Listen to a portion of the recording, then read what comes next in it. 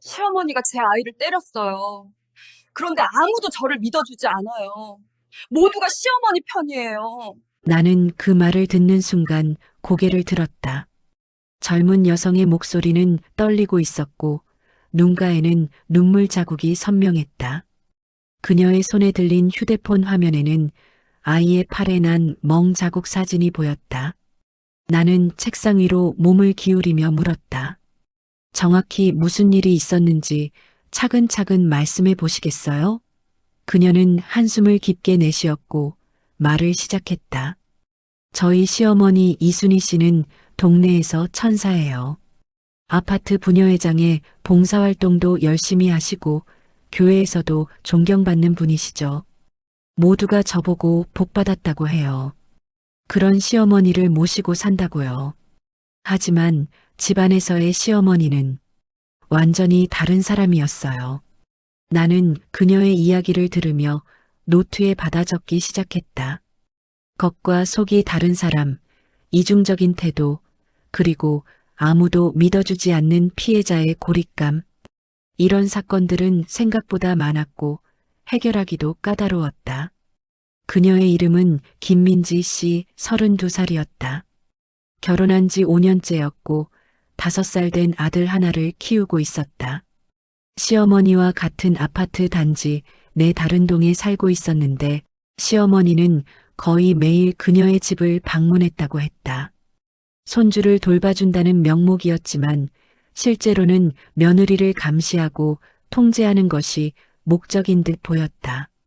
김민지 씨는 처음에는 시어머니의 도움에 감사했다고 했다. 하지만 시간이 지날수록 이상한 점들이 보이기 시작했고 최근에는 견딜 수 없는 지경에 이르렀다는 것이었다. 나는 그녀에게 구체적인 증거가 있는지 물었다. 그녀는 고개를 끄덕이며 휴대폰을 내밀었다. 화면에는 여러 장의 사진들이 있었다. 아이의 팔과 다리에 난 멍 자국들, 그리고 CCTV 영상 파일도 하나 있었다. 하지만 그녀의 표정은 어두웠다. 이 증거들을 남편과 시댁 식구들에게 보여줬지만 아무도 믿지 않았다고 했다. 오히려 그녀가 시어머니를 모함한다며 비난받았다는 것이었다. 안녕하세요. 저는 탐정 도도입니다. 사연 속 진실을 찾습니다. 구독과 좋아요는 사건 해결의 단서가 됩니다. 김민지 씨가 나를 찾아온 것은 2월 초순의 추운 날이었다. 그녀는 두꺼운 패딩을 입고 있었지만 몸을 계속 떨고 있었고 그것이 추위 때문인지 긴장 때문인지 알 수 없었다. 사무실 문을 열고 들어올 때부터 그녀의 눈빛은 불안해 보였고 주변을 살피는 듯한 행동을 반복했다. 자리에 앉은 후에도 한동안 말을 꺼내지 못했고 손으로 핸드백 끈을 꽉 쥐고 있었다.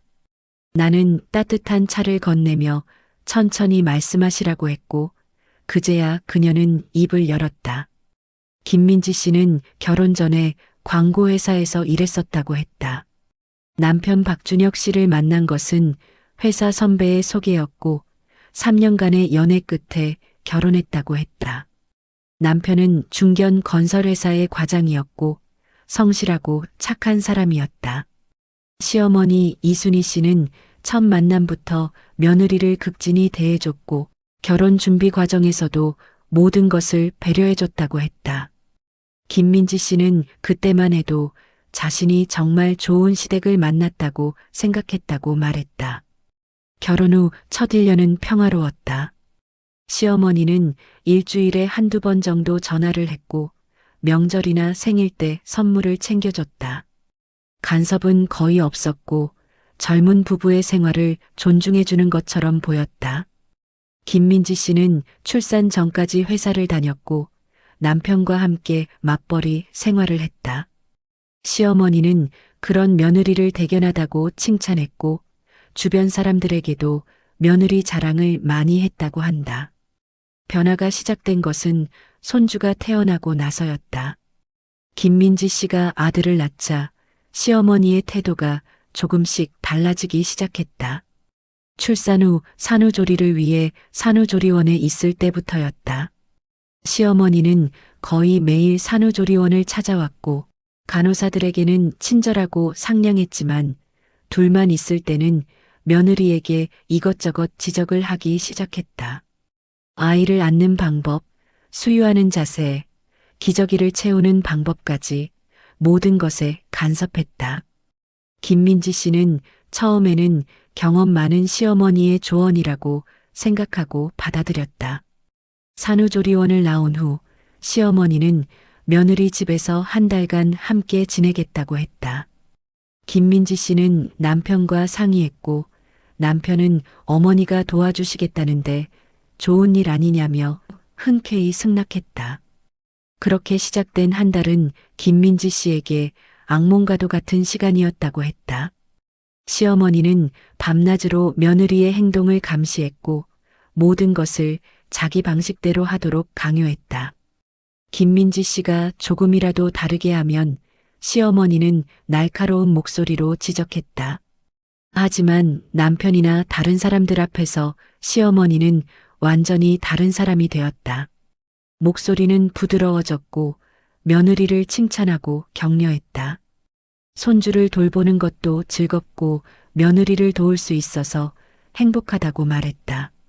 남편은 어머니가 정말 며느리를 아끼고 사랑한다고 생각했고 김민지 씨는 자신이 예민한 것인지 혼란스러웠다고 했다. 산후우울증 때문에 모든 것이 부정적으로 보이는 건 아닐까 스스로를 의심했다. 한 달 후 시어머니는 자기 집으로 돌아갔지만 그것이 끝이 아니었다. 일주일에 서너 번씩 며느리 집을 방문하기 시작했고 방문할 때마다 몇 시간씩 머물렀다.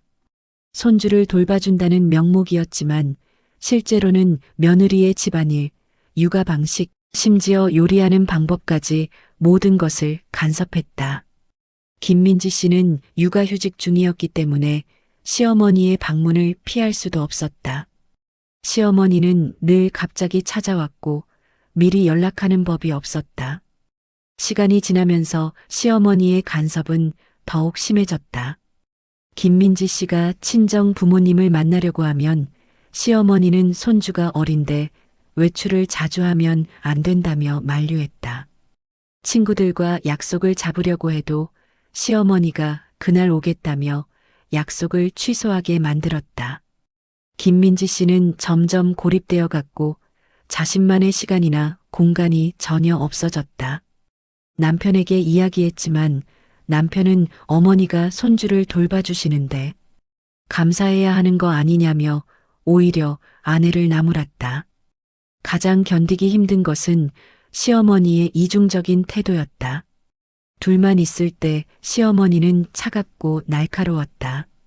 며느리의 모든 행동을 비판했고 잘못했다고 지적했다. 하지만 다른 사람들 앞에서는 특히 남편이나 시댁 식구들 앞에서는 완전히 다른 사람이 되었다. 상냥하고 자상한 시어머니로 변신했고 며느리를 칭찬하고 아끼는 모습을 보였다. 김민지 씨는 자신이 미쳐가는 것 같다고 느꼈다. 자신만 이상한 사람으로 보이는 것 같았고 아무도 자신의 말을 믿어주지 않을 것 같았다. 아이가 두 돌이 되었을 무렵 김민지 씨는 회사로 복직했다. 시어머니는 손주를 자신이 돌보겠다고 제안했고 남편은 어린이집보다 할머니가 돌보는 게 훨씬 좋다며 찬성했다. 김민지 씨는 내심 거부감이 들었지만 거절할 명분이 없었다. 시어머니는 주변 사람들에게 며느리가 일하는 동안 자신이 손주를 키우겠다며 헌신적인 할머니 역할을 자처했다. 김민지 씨는 어쩔 수 없이 동의했고 아침에 아이를 시어머니 집에 맡기고 저녁에 데려오는 생활이 시작되었다. 처음 몇 달은 큰 문제가 없어 보였다. 아이는 할머니를 잘 따랐고 시어머니도 손주를 잘 돌보는 것처럼 보였다. 하지만 김민지 씨는 조금씩 이상한 점들을 느끼기 시작했다. 아이를 데리러 갔을 때 아이의 표정이 어둡거나 무기력해 보일 때가 있었다. 시어머니에게 물어보면 낮잠을 많이 자서 그렇다거나 컨디션이 안 좋았다는 식으로 대답했다. 김민지 씨는 그러려니 하고 넘어갔지만 마음 한구석이 불편했다. 어느 날 김민지 씨는 아이의 팔에 작은 멍이 든 것을 발견했다. 시어머니에게 전화해서 물어보니 아이가 놀다가 넘어져서 생긴 거라고 했다. 별일 아니니 걱정하지 말라고 했다. 김민지 씨는 아이에게 물어봤지만 아이는 제대로 대답하지 못했다. 겨우 새 돌이 된 아이였기 때문에 명확하게 설명할 수 없었다. 김민지 씨는 아이들이 뛰어놀다 보면 다치는 게 당연하다고 생각하며 넘어갔다. 그런데 비슷한 일이 계속 반복되었다. 일주일에 한두 번씩 아이의 몸 어딘가에 멍이나 긁힌 자국이 생겼다. 시어머니는 늘 같은 대답을 했다. 아이가 활발해서 놀다가 다쳤다고, 아이들은 원래 그렇다고 했다. 남편에게 이야기했지만 남편도 아이들은 원래 자주 다친다며 대수롭지 않게 여겼다. 오히려 어머니가 손주를 잘 돌봐주시는데 왜 자꾸 시비를 거느냐며 화를 냈다. 결정적인 사건은 석 달 전에 일어났다. 김민지 씨가 회사에서 급한 일이 생겨 평소보다 늦게 아이를 데리러 갔던 날이었다.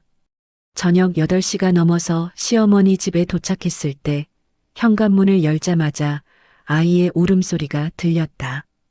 김민지 씨는 깜짝 놀라서 안으로 들어갔고 거실에서 믿을 수 없는 광경을 목격했다. 시어머니가 아이의 팔을 세게 붙잡고 흔들고 있었고 아이는 울면서 할머니 제발이라고 외치고 있었다. 김민지 씨는 소리를 질렀다. 뭐 하시는 거예요?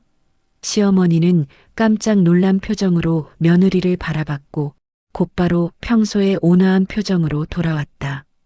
아이가 말을 안 듣고 장난감을 집어던져서 훈육하고 있었다고 말했다. 그러면서 요즘 아이가 버릇이 없어졌다며 엄마가 제대로 가르치지 않아서 그렇다고 은근히 비난했다. 김민지 씨는 아이를 안아들었고 아이의 팔에는 시어머니의 손가락 자국이 빨갛게 남아 있었다. 집으로 돌아오는 차 안에서 김민지 씨는 아이에게 물었다. 할머니가 평소에도 이렇게 하냐고, 때리거나 흔들거나 하냐고 물어봤다. 아이는 처음에는 대답하지 않았지만 김민지 씨가 계속 물어보자 조금씩 말하기 시작했다. 할머니가 가끔 화를 낸다고, 무섭다고, 말을 안 들으면 혼난다고 했다. 김민지 씨는 가슴이 철렁 내려앉았고 자신이 아이를 제대로 지켜주지 못했다는 죄책감에 눈물이 났다. 그날 밤 남편에게 모든 것을 이야기했다. 시어머니가 아이를 학대하고 있다고, 더 이상 아이를 맡길 수 없다고 말했다. 하지만 남편의 반응은 예상과 달랐다. 남편은 아내의 말을 믿지 않았고 어머니가 그럴 리 없다며 강하게 부인했다. 아이들 키우다 보면 훈육할 때도 있는 거 아니냐며 오히려 아내가 너무 예민하게 반응한다고 했다. 그러면서 어머니께 사과하라고 했다. 김민지 씨는 남편과 심하게 다퉜고 그날 밤 처음으로 부부가 따로 잤다. 다음 날 김민지 씨는 시어머니에게 전화했다. 당분간 아이를 어린이집에 보내겠다고 말했다. 시어머니는 전화 너머로 침묵했고 한참 후에 차갑게 말했다. 어제 일로 기분이 상했나 보구나. 손주를 제대로 키우지도 못하면서 할머니 탓을 하는구나. 며느리가 참 실망스럽다고 했다. 김민지 씨는 더 이상 말하지 않고 전화를 끊었다. 그날부터 아이는 어린이집에 다니기 시작했고 시어머니와는 연락이 끊겼다. 하지만 문제는 거기서 끝나지 않았다. 며칠 후 남편의 형제들로부터 전화가 왔다. 시누이와 시동생이 차례로 전화해서 어머니가 많이 상심하셨다고, 며느리가 너무 심하게 나갔다고 비난했다. 어머니가 손주를 위해 그렇게 헌신적으로 돌봐줬는데 학대라니 말이 되느냐며 김민지 씨를 비난했다. 시어머니는 시댁 식구들에게 자신이 며느리로부터 부당한 대우를 받았다며 눈물을 흘렸다고 했다. 시댁 식구들은 모두 시어머니의 편을 들었고 김민지 씨는 완전히 고립되었다. 남편도 가족들의 압박에 못 이겨 아내를 설득하기 시작했다. 어머니께 사과하고 다시 아이를 맡기라고 했다. 어린이집비도 만만치 않고 어머니가 돌봐주시는 게 훨씬 낫지 않느냐고 했다. 김민지 씨는 단호하게 거절했고 남편과의 사이는 더욱 나빠졌다.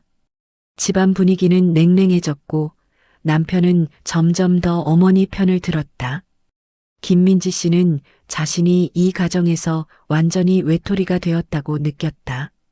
그러던 어느 날 김민지 씨는 결정적인 증거를 발견했다. 아이가 다니는 어린이집 선생님으로부터 전화가 온 것이었다. 선생님은 조심스럽게 말문을 열었다.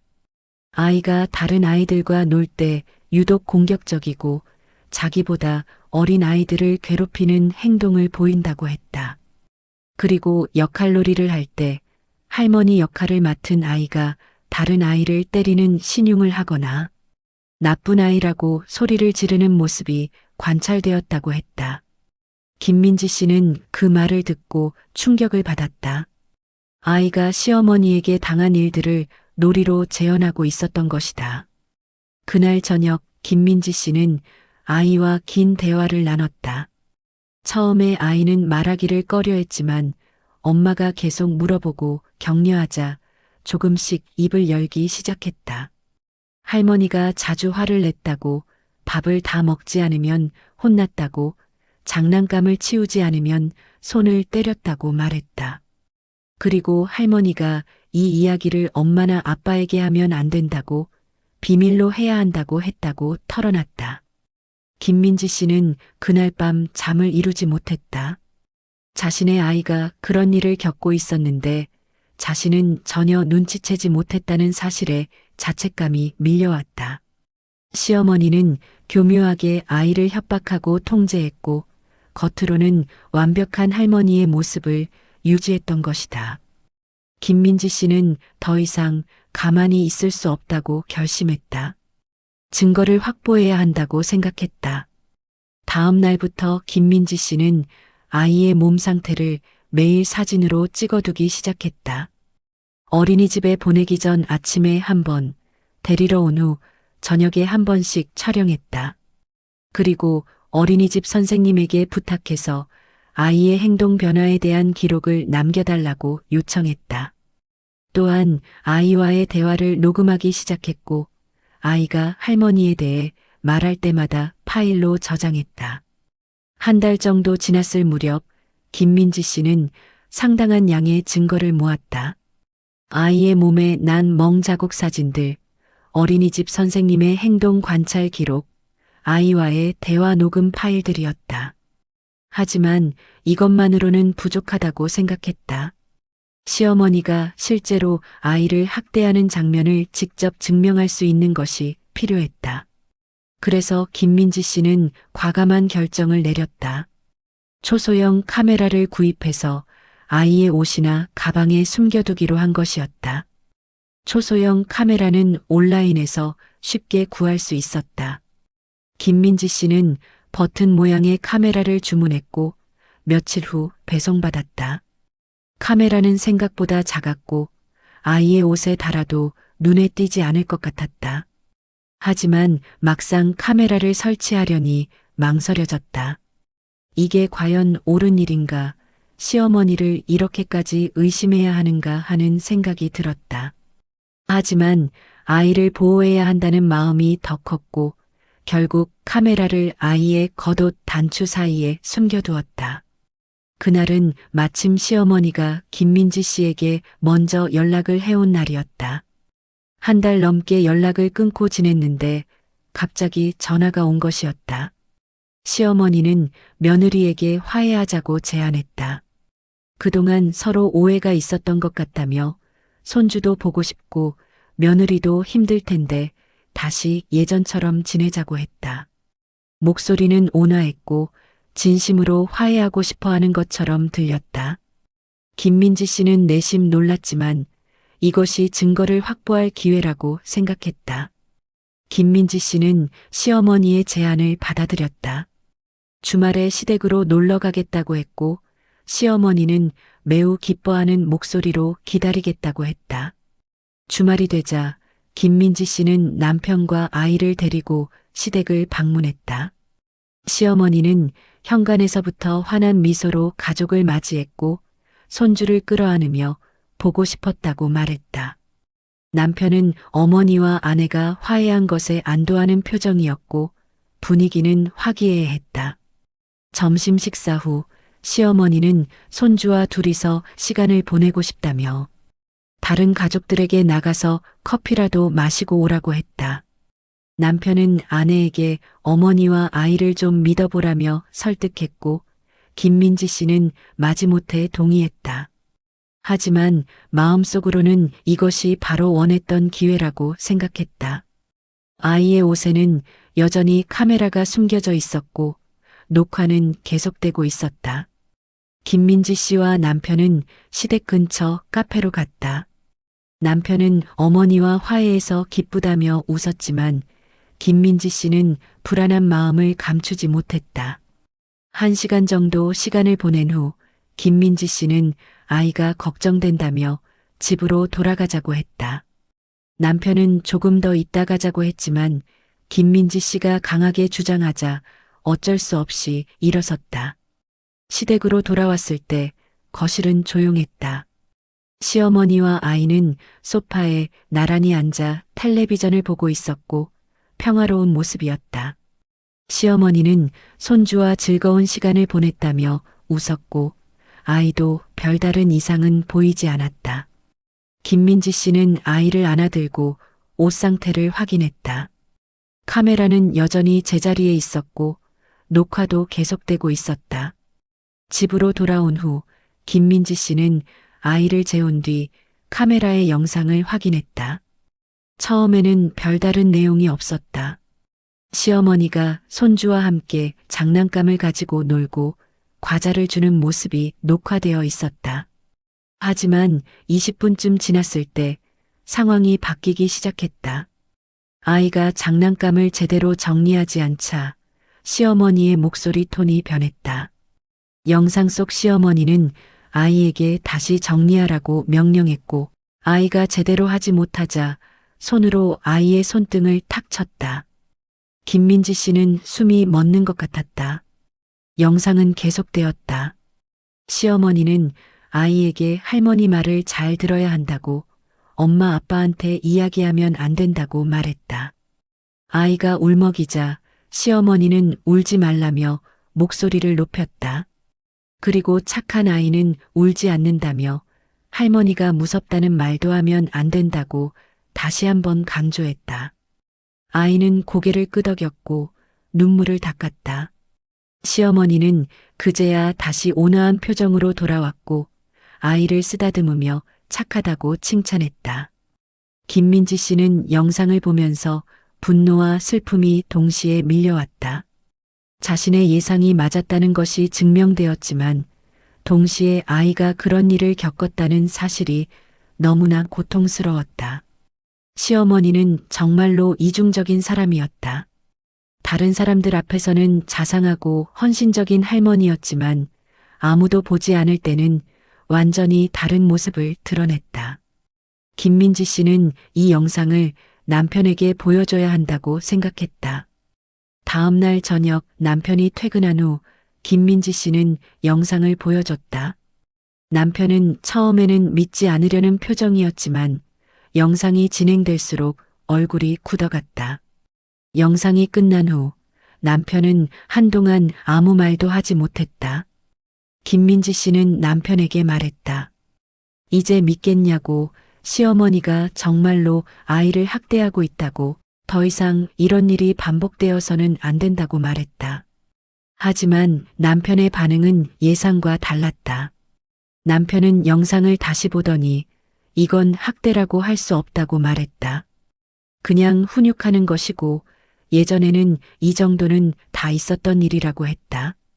자기도 어렸을 때 부모님께 그 정도는 맞고 자랐다며 요즘 사람들이 너무 예민한 것 같다고 했다.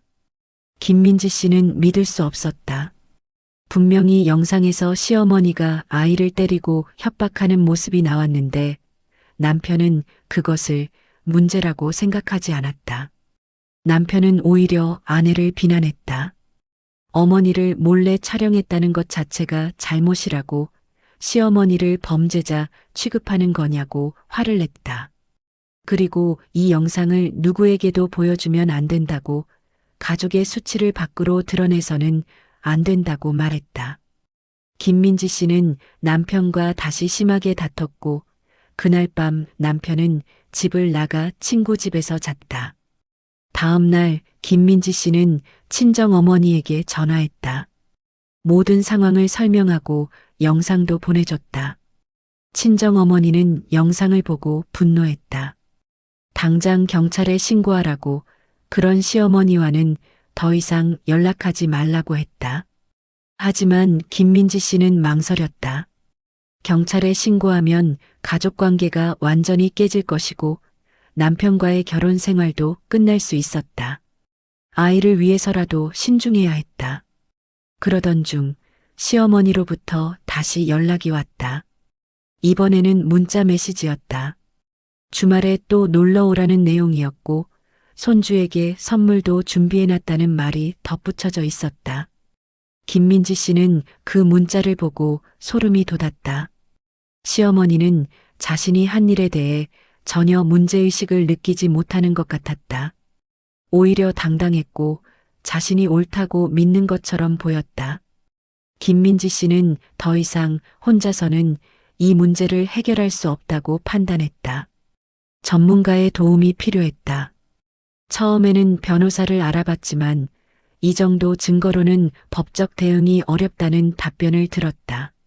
아동학대로 신고할 수는 있지만 영상 속 행동이 학대로 인정받기는 쉽지 않다는 것이었다. 김민지 씨는 좌절했지만 포기하지 않았다. 인터넷을 검색하다가 탐정사무소를 발견했고 나에게 연락을 하게 된 것이었다. 나는 김민지 씨의 이야기를 모두 듣고 나서 잠시 생각에 잠겼다. 이 사건은 단순한 가정 내 갈등이 아니었다. 시어머니의 행동은 명백히 문제가 있었지만 주변 사람들은 아무도 그것을 인정하지 않았다. 시어머니는 교묘하게 자신의 이미지를 관리했고 겉과 속이 완전히 다른 이중 생활을 하고 있었다. 이런 경우 피해자는 고립되기 쉽고 도움을 받기도 어려웠다. 나는 김민지 씨에게 물었다. 시어머니에 대해 더 자세히 알고 싶다고. 시어머니의 과거나 다른 사람들과의 관계에서도 이런 이중적인 모습이 있었는지 조사해 봐야 한다고 말했다. 김민지 씨는 시어머니에 대해 아는 것이 많지 않다고 했다. 결혼 전에는 몇 번 만나지 않았고 결혼 후에도 시어머니는 자신의 과거에 대해 거의 이야기하지 않았다고 했다. 다만 시어머니가 젊은 시절 초등학교 교사였다는 것과 지금은 은퇴해서 봉사활동을 많이 한다는 정도만 알고 있었다. 나는 본격적인 조사를 시작하기로 했다. 먼저 시어머니의 배경을 파악해야 했다. 이순희 씨는 65살이었고 남편은 7년 전에 암으로 사망했다. 슬아에 자녀가 셋 있었는데 장남이 김민지 씨의 남편 박준혁 씨였고 그 아래로 딸 하나와 막내 아들이 있었다. 시어머니는 남편이 사망한 후 혼자 살고 있었고 자녀들은 모두 가까운 곳에 살면서 자주 왕래했다. 나는 시어머니가 살고 있는 아파트 단지를 방문했다. 경비실에서 주민들에게 이순희 씨에 대해 물어봤다. 경비 아저씨는 이순희 씨를 잘 안다며 칭찬을 아끼지 않았다. 항상 친절하고 경비원들에게도 잘 대해주고 아파트 일에도 적극적이라고 했다. 부녀회장을 오래 했고 단지 내 봉사활동도 주도적으로 한다고 했다. 이웃들 사이에서도 평판이 좋아서 모두가 존경하는 분이라고 했다. 다음으로 나는 시어머니가 다니는 교회를 찾아갔다. 교회 집사님을 만나서 이순희 씨에 대해 물어봤다. 집사님도 비슷한 반응을 보였다. 이순희 씨는 매주 빠짐없이 예배에 참석하고 구제 활동에도 열심이며 다른 교인들을 잘 챙긴다고 했다. 특히 혼자 사는 노인들이나 어려운 이웃들을 위해 음식을 만들어 나눠주고 병원에 함께 가주기도 한다고 했다. 집사님은 이순희 씨를 본받아야 한다며 정말 훌륭한 신앙인이라고 칭찬했다. 나는 조사를 계속하면서 이상한 느낌을 받았다. 모두가 이순희 씨를 칭찬했고 나쁜 말을 하는 사람이 한 명도 없었다. 너무 완벽한 사람이었다. 하지만 내 경험상 완벽한 사람은 없었다. 특히 김민지 씨가 보여준 영상 속의 모습과 주변 사람들이 말하는 이순희 씨의 모습은 너무나 달랐다. 이것은 단순히 겉과 속이 다른 정도가 아니라 완전히 다른 두 개의 인격처럼 보였다. 나는 더 깊이 파고들기로 했다. 이순희 씨의 과거, 특히 교사 시절의 행적을 조사하기 시작했다. 이순희 씨는 30년 가까이 초등학교 교사로 일했고 10년 전에 정년 퇴직했다. 나는 이순희 씨가 마지막으로 근무했던 학교를 찾아갔고 당시 함께 근무했던 동료 교사를 만날 수 있었다. 그 교사는 현재 교감으로 승진해 있었고 이순희 씨를 잘 기억하고 있었다. 하지만 그의 반응은 조금 달랐다. 이순희 씨가 학생들에게는 엄격했다고, 특히 학습 태도가 좋지 않거나 말을 잘 듣지 않는 학생들에게는 더욱 엄하게 대했다고 말했다. 물론 체벌이 허용되던 시절이었기 때문에 문제가 되지는 않았지만 동료 교사들 사이에서는 좀 과하다는 의견도 있었다고 했다. 나는 더 구체적으로 물어봤다. 학부모들과의 관계는 어땠냐고, 다른 교사들과는 어떻게 지냈냐고 물었다. 교감 선생님은 잠시 망설이다가 조심스럽게 말했다. 이순희 씨는 학부모들에게는 매우 친절했고 특히 학부모 상담을 잘했다고 했다. 하지만 동료 교사들과는 그렇게 가깝지 않았다고, 거리를 두는 편이었다고 말했다. 그리고 한 가지 더, 이순희 씨와 갈등이 있었던 젊은 교사가 있었는데 그 교사가 결국 학교를 그만뒀다는 이야기도 해줬다. 나는 그 젊은 교사를 찾기로 했다. 교감 선생님이 기억하는 이름과 대략적인 정보를 바탕으로 수소문한 끝에 그 교사를 찾을 수 있었다. 그녀의 이름은 정미영 씨였고 현재는 다른 지역의 학원에서 일하고 있었다. 나는 정미영 씨에게 연락해서 만남을 요청했고 그녀는 조심스럽게 응했다. 카페에서 만난 정미영 씨는 30대 중반으로 보였고 차분한 인상이었다. 나는 이순희 씨에 대해 조사 중이라고 말하며 과거에 있었던 일에 대해 듣고 싶다고 했다. 정미영 씨는 한참을 망설이다가 입을 열었다. 그녀는 10년 전 신규 교사로 발령받아 이순희 씨와 같은 학년을 담당했다고 했다. 처음에는 이순희 씨가 선배 교사로서 많은 도움을 줬다고 했다. 학생 관리, 학부모 상담, 수업 준비 등 모든 면에서 조언을 해줬고 정미영 씨는 감사하게 생각했다. 하지만 시간이 지나면서 이상한 점들을 느끼기 시작했다고 했다. 이순희 씨는 정미영 씨의 수업 방식에 간섭하기 시작했고 자신의 방식대로 하라고 강요했다.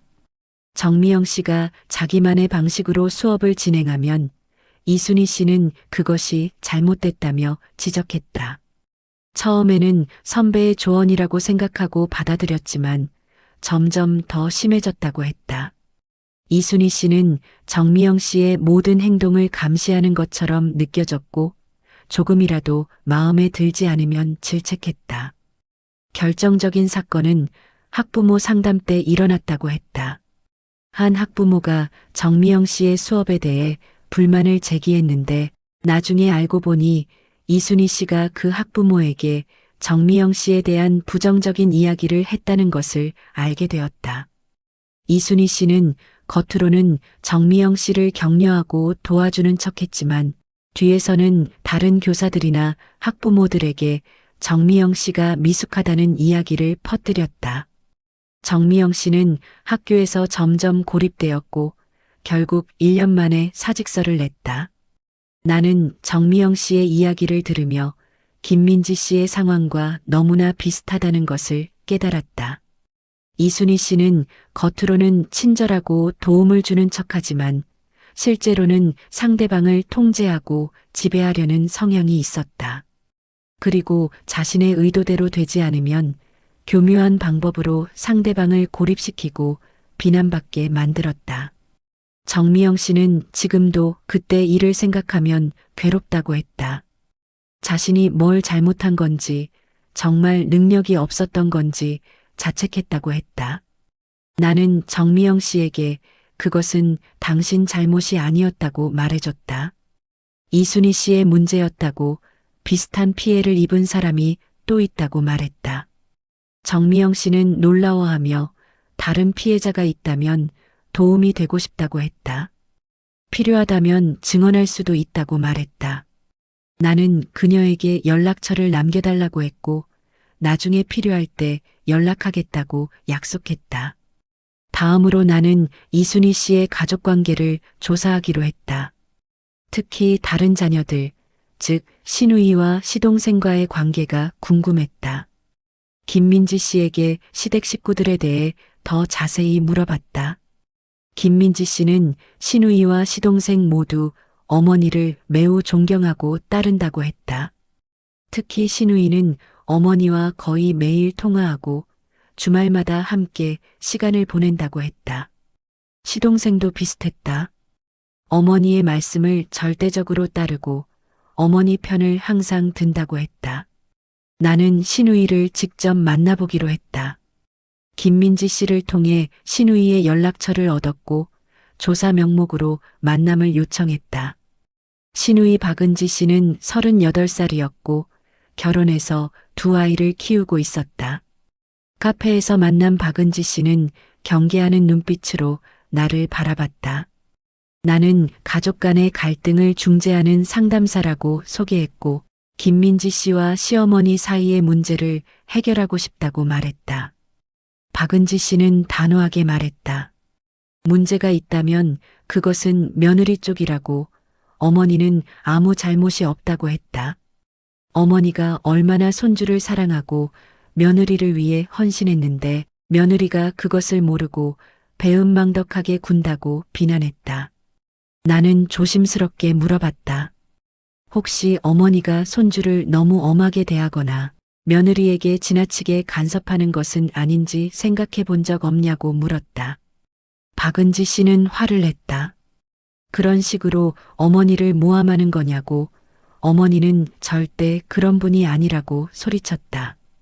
그러면서 자신도 어머니 밑에서 자랐지만 아무 문제 없이 잘 컸다고, 어머니의 교육 방식은 옳다고 간주했다. 나는 더 이상 대화가 어렵다고 판단하고 자리에서 일어났다. 박은지 씨는 마지막으로 경고했다. 어머니를 더 이상 괴롭히지 말라고, 그렇지 않으면 법적 대응을 하겠다고 말했다. 나는 카페를 나서며 생각했다. 박은지 씨도 어쩌면 어머니의 통제 아래 있는 것은 아닐까? 그녀는 어머니를 옹호했지만 그 옹호가 지나치게 강했고 방어적이었다. 마치 어머니를 비판하는 것 자체를 두려워하는 것처럼 보였다. 나는 박은지 씨의 남편을 만나보기로 했다. 사위의 시각에서 본 시어머니의 모습이 궁금했다. 박은지 씨의 남편 최민수 씨는 회사원이었고 점심시간을 이용해 잠깐 만날 수 있었다. 최민수 씨는 시어머니에 대해 조심스럽게 말했다. 좋은 분이긴 한데 가끔 부담스러울 때가 있다고 했다. 특히 아내에 대한 간섭이 심해서 부부 사이에 갈등이 생길 때도 있다고 했다.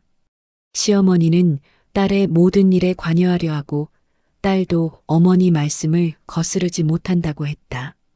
최민수 씨는 가끔 아내가 자기 의견보다 시어머니 의견을 더 우선시하는 것 같아서 서운할 때가 있다고 솔직하게 말했다. 나는 최민수 씨에게 시어머니가 손주들을 대하는 모습에 대해 물어봤다. 최민수 씨는 한참을 생각하더니 말했다. 시어머니는 손주들에게 엄격하다고, 특히 예의범절에 대해서는 매우 까다롭다고 했다. 손주들이 조금이라도 버릇없이 행동하면 바로 지적하고, 때로는 손주들이 할머니를 무서워하는 것 같다고 했다. 하지만 아내는 그것이 좋은 교육이라고 생각하고 자기도 그렇게 자랐다고 말한다고 했다. 나는 최민수 씨의 말을 듣고 이순희 씨의 패턴을 이해하기 시작했다. 이순희 씨는 가족 구성원들을 완전히 통제하고 있었다.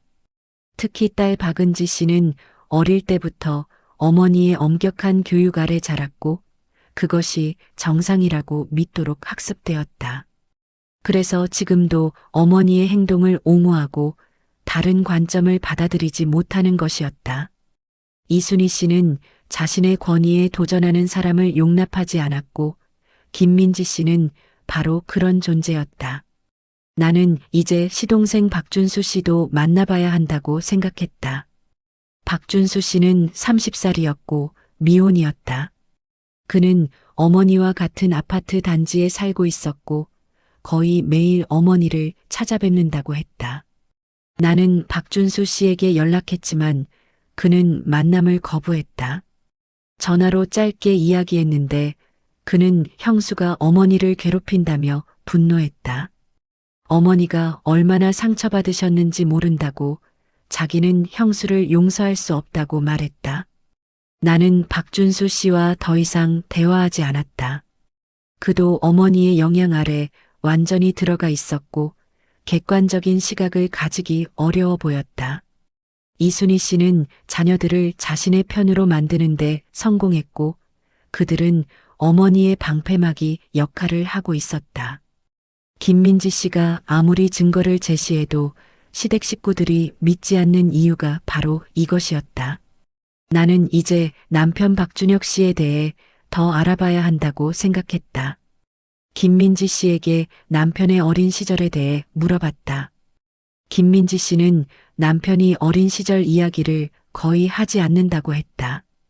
다만 남편의 형제들이 가끔 옛날 이야기를 할 때들은 바로는 시아버지가 엄격했고 시어머니도 자녀 교육에 매우 열성적이었다고 했다. 남편은 어릴 때부터 공부를 잘했고 부모님의 기대에 부응하려고 노력했다고 했다. 나는 박준혁 씨의 과거 동창들을 찾아봤다. 초등학교, 중학교 동창의 명단을 구해서 몇 명과 연락했다. 그들은 박준혁 씨를 기억했고 조용하고 모범적인 학생이었다고 말했다. 하지만 한 동창은 흥미로운 이야기를 해줬다. 박준혁 씨의 어머니가 학교에 자주 찾아왔고 선생님들과 상담을 많이 했다고 했다. 그리고 준혁이가 친구들과 어울리는 것을 별로 좋아하지 않았다고 공부에만 집중하라고 했다고 전해 들었다고 했다. 나는 이순희 씨의 남편, 즉 박준혁 씨의 아버지에 대해서도 조사했다. 고인이 되었지만 그의 삶에 대해 알아보는 것이 이순희 씨를 이해하는 데 도움이 될 것 같았다. 부고 기사와 지인들의 증언을 종합한 결과 박 씨의 아버지는 성실한 직장인이었고 가정적인 사람이었다고 했다. 하지만 집안일은 거의 아내에게 맡겼고 자녀 교육에도 깊이 관여하지 않았다고 했다. 이순희 씨가 가정 내에서 거의 모든 권한을 가지고 있었던 것으로 보였다.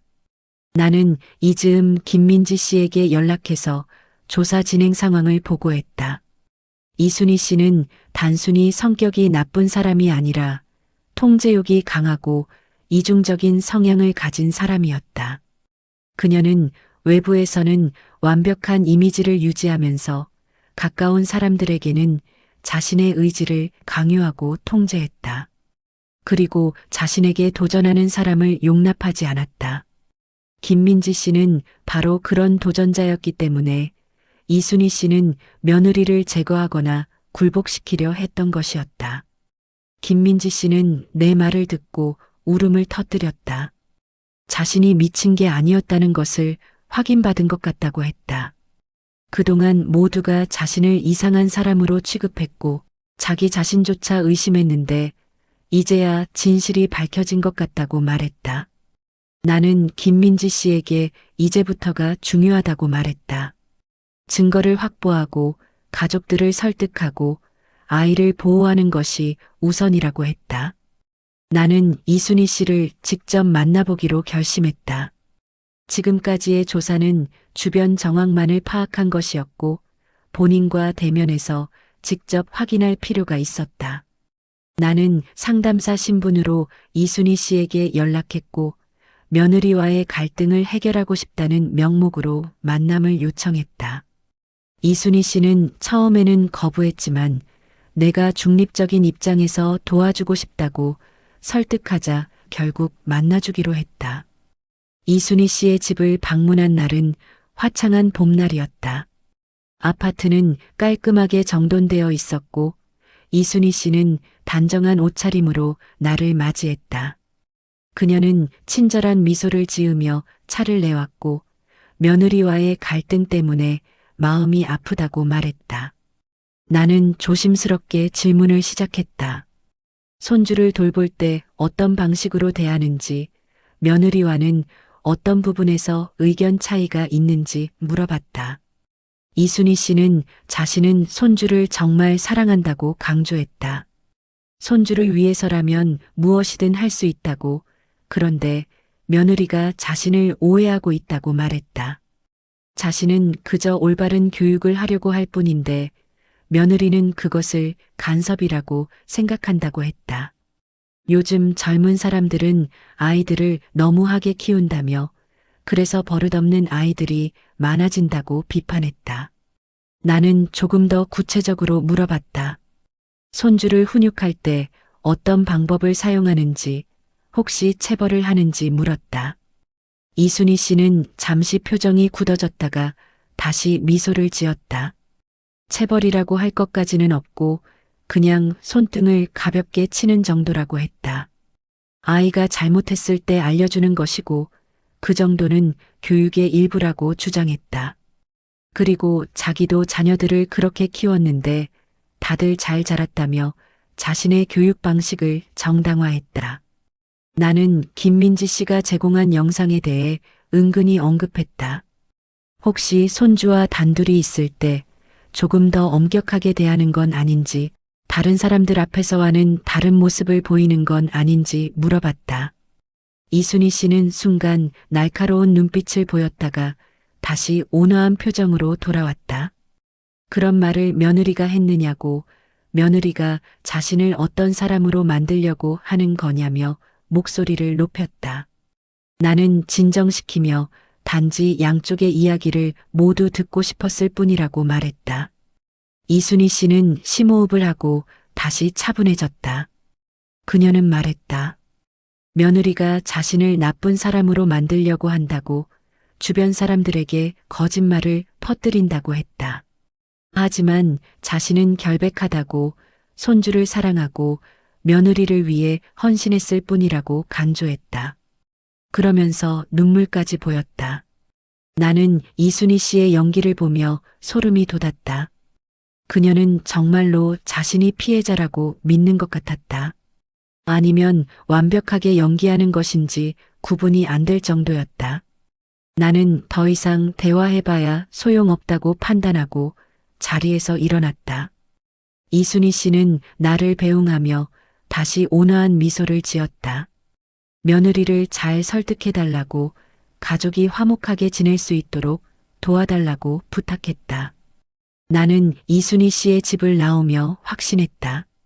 그녀는 변하지 않을 것이고 스스로 잘못을 인정하지도 않을 것이었다.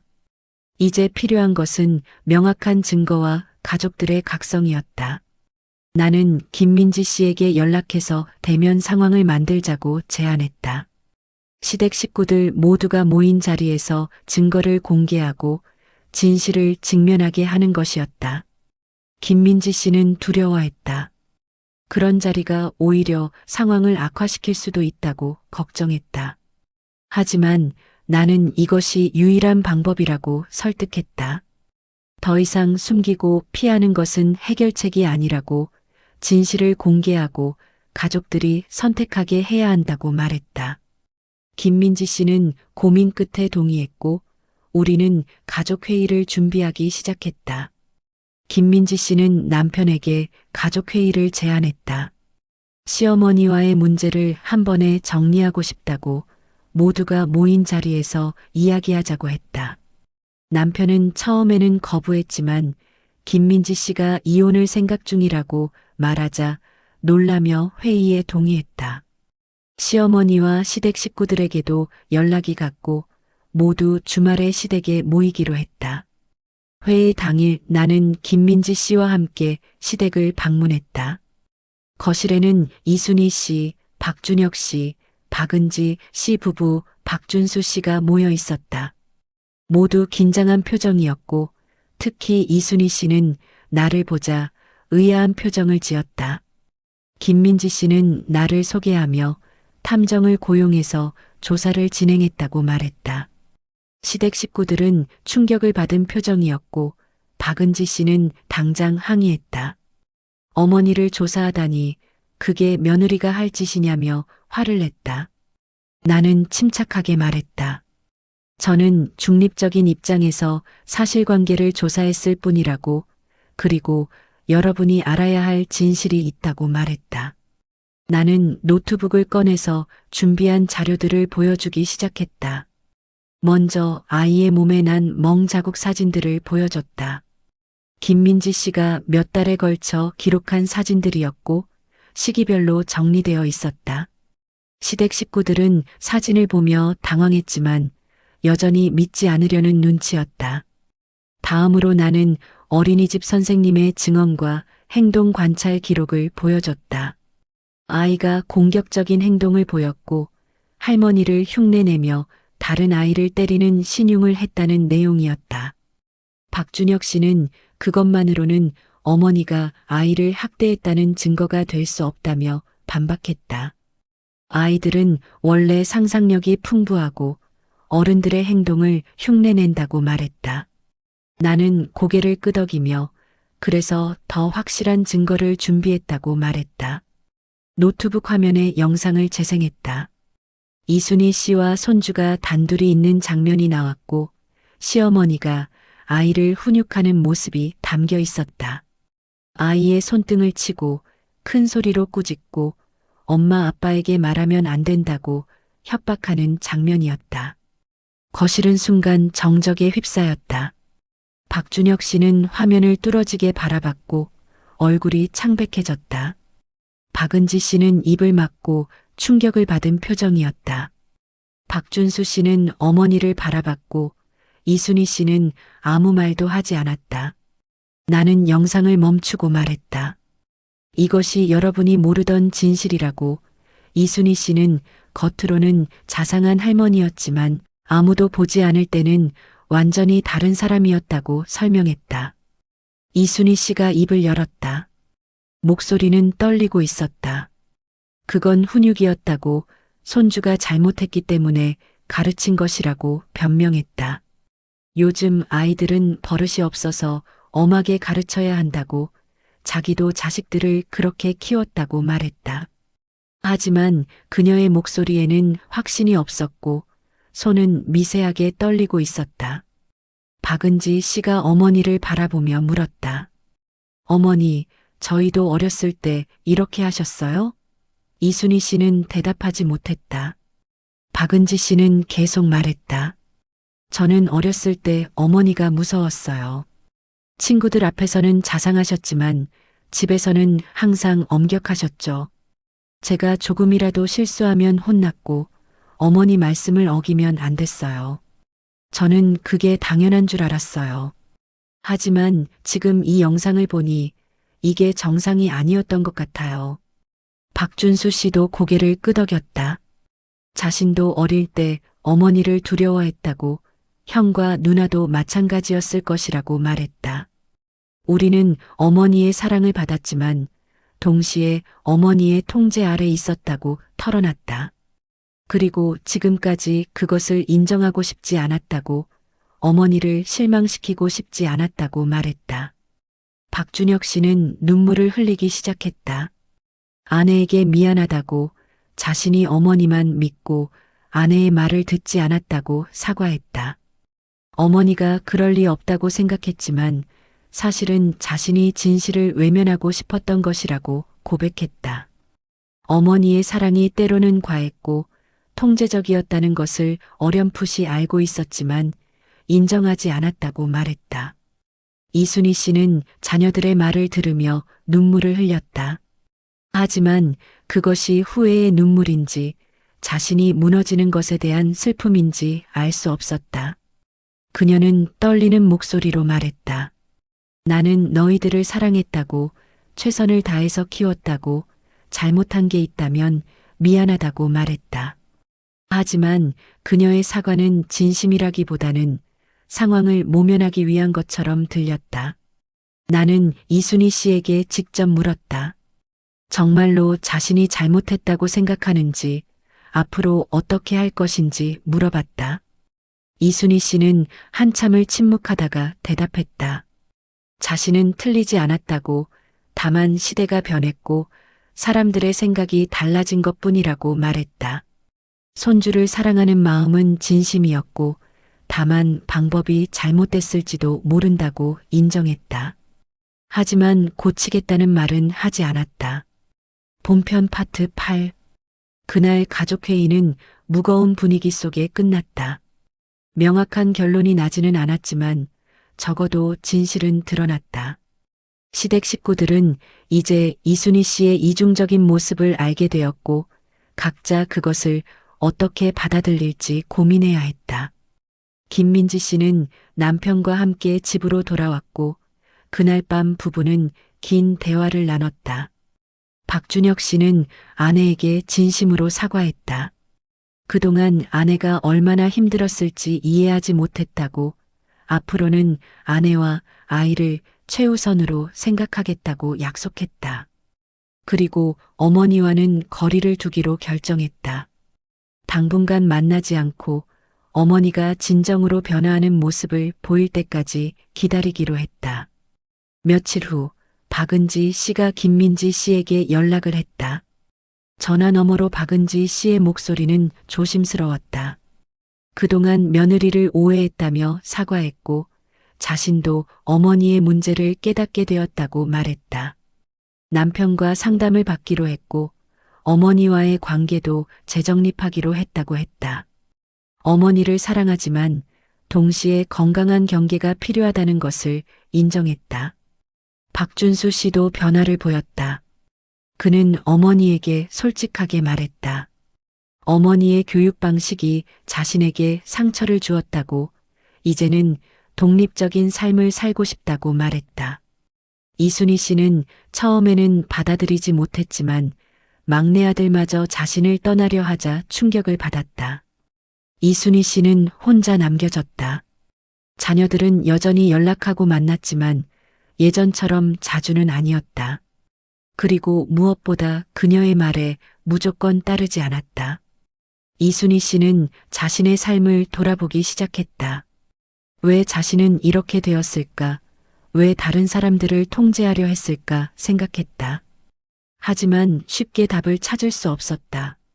몇 달이 지난 후 이순희 씨는 심리 상담을 받기 시작했다.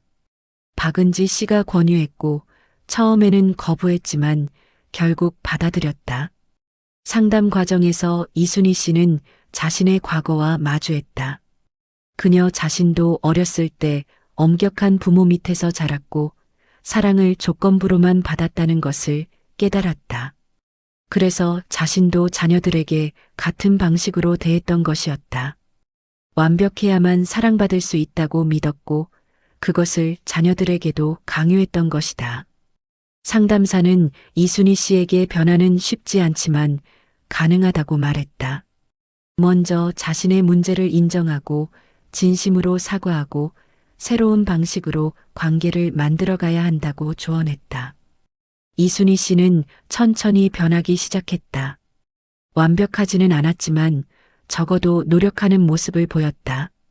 1년 후 김민지 씨 가족과 이순희 씨는 조심스럽게 관계를 회복하기 시작했다. 이순희 씨는 손주를 만날 때 더 이상 훈육하지 않았고 그저 함께 놀아주는 할머니가 되려고 노력했다. 김민지 씨도 시어머니를 조금씩 이해하게 되었다. 완전히 용서하지는 못했지만 시어머니가 변하려고 노력하는 모습을 보며 기회를 주기로 했다. 박준혁 씨는 아내와 어머니 사이에서 더 이상 갈등하지 않았다. 그는 아내의 편에 서면서도 어머니를 완전히 버리지 않았다. 건강한 경계를 유지하면서 양쪽 모두와 관계를 지속했다. 가족 간의 관계는 예전처럼 가깝지는 않았지만 더 건강해졌다. 나는 이 사건을 마무리하며 김민지 씨에게 마지막 조언을 했다. 변화는 하루아침에 일어나지 않는다고, 그리고 때로는 완전히 변하지 않을 수도 있다고 말했다. 중요한 것은 자신과 아이를 지키는 것이고 건강한 경계를 유지하는 것이라고 강조했다. 김민지 씨는 고개를 끄덕이며 감사하다고 말했다. 진실을 밝혀줘서, 자신이 미친 게 아니라는 것을 증명해줘서 고맙다고 했다. 이 사건을 통해 나는 다시 한번 깨달았다. 가족이라는 이름 아래 얼마나 많은 고통이 숨겨져 있는지, 그리고 겉으로 보이는 모습이 전부가 아니라는 것을 말이다. 이순희 씨는 주변 사람들에게 완벽한 사람으로 보였지만 가장 가까운 사람들에게는 고통을 주는 존재였다. 그녀는 악한 사람이 아니었다. 다만 자신의 상처와 두려움을 잘못된 방식으로 표현했을 뿐이었다. 김민지 씨는 이제 자유로워졌다. 더 이상 혼자가 아니었고 남편도 자신의 편이 되어줬다. 아이도 서서히 회복하고 있었고 예전처럼 밝아지기 시작했다. 가족은 여전히 치유 중이었지만 적어도 진실을 직면했고 변화를 시작했다. 나는 사무실로 돌아와 이 사건의 파일을 정리하며 생각했다. 때로는 진실을 밝히는 것이 관계를 파괴하는 것처럼 보일 수 있지만 실제로는 그 반대라고 말이다. 거짓 위에 세워진 관계는 언젠가 무너지지만 진실 위에 세워진 관계는 비록 고통스럽더라도 더 견고할 수 있다. 김민지 씨 가족이 그것을 증명해줬다. 이 이야기는 우리에게 중요한 교훈을 남긴다. 첫째, 겉으로 보이는 모습만으로 사람을 판단해서는 안 된다는 것이다. 이순희 씨는 완벽한 사람처럼 보였지만 그것은 철저히 관리된 이미지였다. 둘째, 피해자의 목소리에 귀 기울여야 한다는 것이다. 김민지 씨는 오랫동안 혼자 고통받았고 아무도 그녀의 말을 믿지 않았다. 셋째, 가족이라는 이름으로 모든 것을 정당화할 수는 없다는 것이다. 사랑도 존중과 경계가 필요하다. 마지막으로 변화는 가능하다는 것이다. 이순희 씨도 완벽하지는 않지만 변하려고 노력했다. 그녀가 완전히 달라질지는 모르지만 적어도 자신의 문제를 인정하고 도움을 구했다. 그것만으로도 큰 진전이었다. 우리 모두는 불완전하고 때로는 잘못된 방식으로 사랑을 표현한다. 중요한 것은 그것을 깨닫고 더 나은 사람이 되려고 노력하는 것이다. 김민지 씨와 그녀의 가족이 앞으로도 건강하게 잘 살아가길 바란다. 그리고 이 이야기가 비슷한 상황에 있는 다른 사람들에게 힘이 되기를 바란다. 당신의 고통은 진짜이고 당신은 혼자가 아니며 변화는 가능하다는 것을 기억하길 바란다.